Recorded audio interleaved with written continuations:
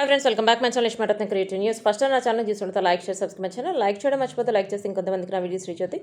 So ఇప్పుడు వచ్చేసి mad for each అదర్కి సంబంధించి లేటెస్ట్ న్యూస్ ప్లస్ నిఖిల్ కావాలి గురించి చూసేద్దాం. మ్యాడ్ ఫర్ ఈచ్ అదర్ గురించి న్యూస్ ఏంటంటే, యాక్చువల్గా ఇప్పుడు కపుల్స్ ఇంకా ఎలిమినేషన్ అయితే ఇప్పటివరకు అవ్వలేదు.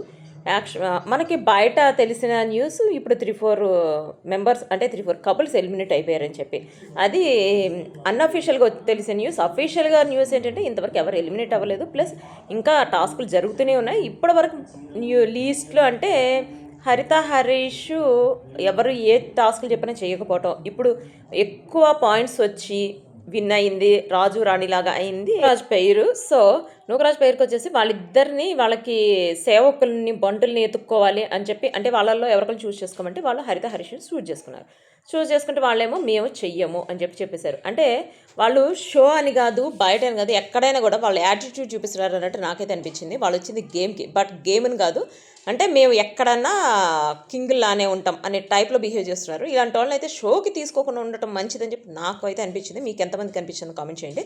ప్లస్ వీళ్ళు వచ్చింది ఒక షోకి, సో ఎవరు ఏది చెప్తే అది చేయాలి. ఆల్రెడీ శ్రీముఖి కూడా చెప్పింది, నేను చెప్పింది ఆల్రెడీ మిమ్మల్ని చూస్ చేసుకున్నారు, ఇంకా మీరు చేస్తారా లేదా, వాళ్ళు ఏం చెప్తారు మీ దగ్గర ఏం చేయించుకుంటారు, ఇంకా వాళ్ళకే వదిలేస్తున్నారంటే అప్పుడు నూకరాజు అంటాడు, నేను ఇవాళ మొత్తం టైం ఇస్తున్నాను, మేము చెప్పేది చేస్తారో లేదో చూస్తాం, తర్వాత ఏం చేయాలి అనేది ఇంకా మీకే వదిలేస్తున్నా అన్నట్టు మాట్లాడారు అనమాట. సో అదంతా పక్కన పెడితే కుకింగ్కి సంబంధించి ఒక టాస్క్ పెట్టారు. ఆ కుకింగ్ టాస్క్లో వచ్చేసి ఫస్ట్ విన్ అయ్యింది నటరాజ్ మాస్టర్ వాళ్ళ wife, second Priyanka Shiv. So ఇట్లా అంటే నూకరాజు వాళ్ళు వచ్చేసి ఫస్ట్ రాజు రాణి అయినప్పుడు ఆ టాస్క్లు విన్ అయ్యి రాజు రాణి అయ్యారు.